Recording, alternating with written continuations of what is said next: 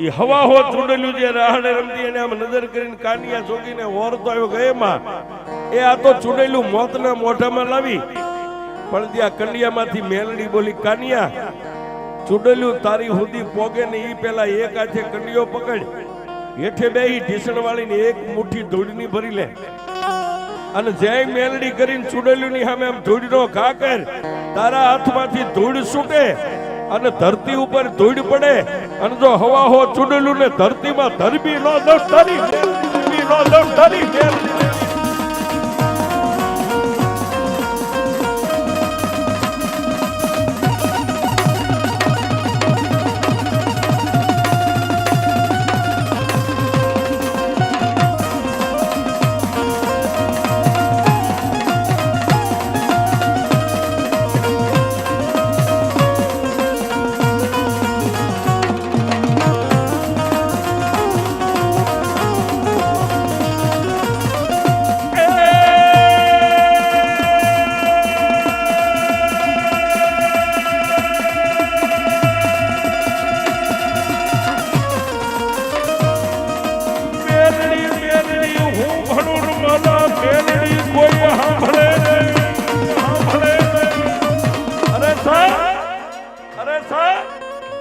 એક કામરૂ દેશની સરહદની ઉપર મેલડી મેલડી બોલે અને જો મેલડી એમ કે હવા હો ચૂડેલું તો એક ચપટી ધૂળનો ઘા કર અને ધરતીમાં ઉતારી દઉં એ આવી ભગતની લાજ રાખવા જો કામરૂ દેશની સરહદ ઉપર મેલડી જાતી હોય એ આમાં જેટલા મેલડી વાળા બેઠા હોય ભુવા હોય પઢિયાર હોય અરે ભુવા પઢિયાર હોય પણ જેના દિલમાં જો મેલડી મેલડી લઈને હાલતો હોય ને એ આવા ટાણે એક હુબકો ન આવે તો તમારા કુળમાં મેલડી ને ભૂતડા કુળમાં મેલડી ને ભૂતડા પૂજા એ આવી આ મેલડી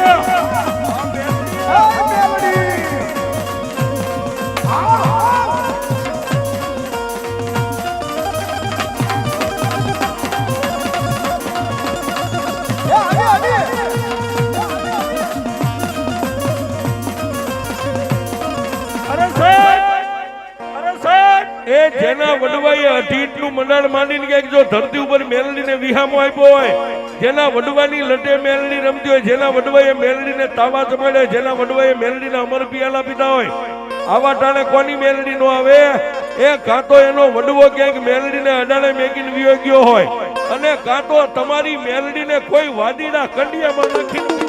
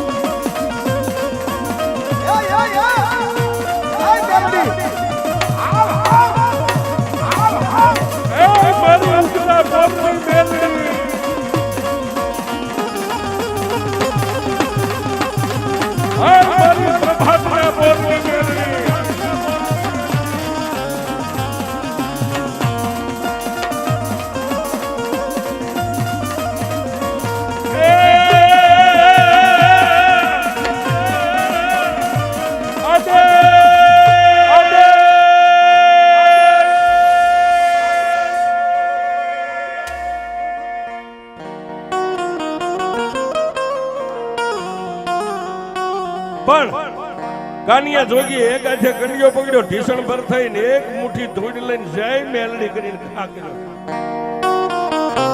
પણ એ હવા હો ચૂડેલું ધરતીમાં ઉતરી ગઈ એટલે કાનિયા જોગીને એમ થઈ ગયું ના ના મારી હારે મારી મેલડી છે એ મારું તપ પાક્યું છે હવે હું બોલું એટલું મેલડી કરી દે એને પૂર્ણ વિશ્વાસ બેહી ગયો પણ ફરીવાર આદેશ આટલું બોલો ને એટલે બાવા બાળીનાથે પોતાની પાપણું એટલી વધી ગયેલી આમ પાપણું પકડી નાખ્યું ને ખોલી છે કોણ બાપજી હું કાનિયા જોગી આય બાપ જ્યાં ધોણાની બાજુમાં પદ્માસન વાળી અને બાવો બાળીનાથ બેઠો તો બાજુમાં જઈને કાનિયો જોગી બેહી ગયો. ખોળાની મારી પાસે કંડિયો રહી ગયો સાહેબ.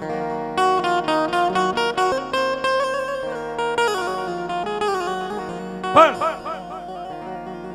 બાવા બાળીનાથ પછી કાનિયાને પૂછે કે કાનિયા કઈ બાજુ?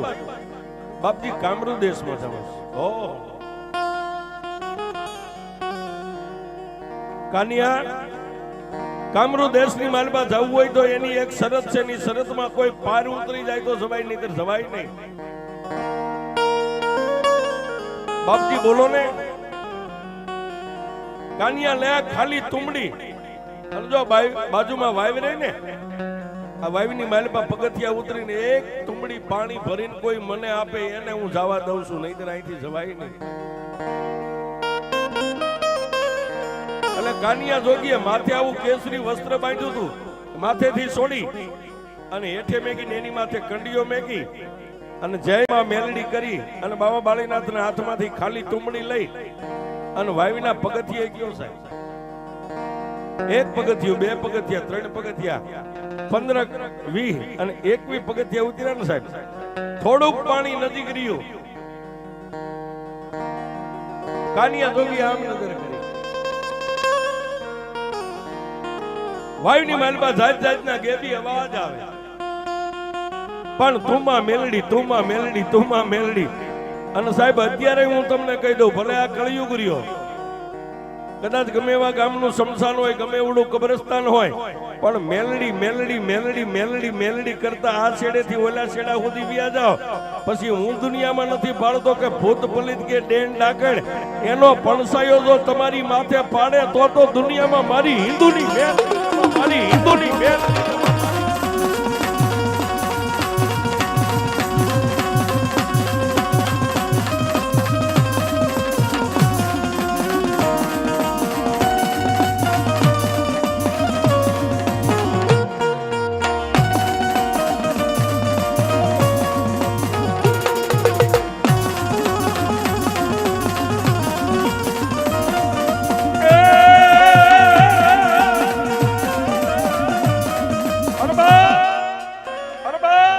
કાનિયો જોગી છેલ્લા પગથિયે જઈ જેમાં મેલડી કરીને આમ તુંબડી બોલીને પાણીની ભરીને આમ પાછો વળ્યો. ત્યાં તો વાવની માલબા આવી માથાની તુંબડીઓ હવાહો તુંબડીઓ ફરે છે, હવાહો વાવમાં ખાડ ખાડ દાંત કાઢે. એમાં એક તુંબડી એટલું બોલી, કાનિયા, કામરૂ દેશમાં જવા વાળા તારી જેવા તો હજારા વાવના તળિયે પડ્યા છે. તારામાં તાકાત હોય તો બહાર નીકળી જા. અને કાનિયા જોગીને એમ થયું કે ઓહો, હું ભૂલ કરી ગયો, મારી મેલડીનો કંડિયો તો મેં બાબા બાળીનાથના ધૂણે ભી ગયો. પણ જેમ નાનું બાળક માને અવાજ પાડે એમ કાનિયા જોગીએ અવાજ પાડ્યો.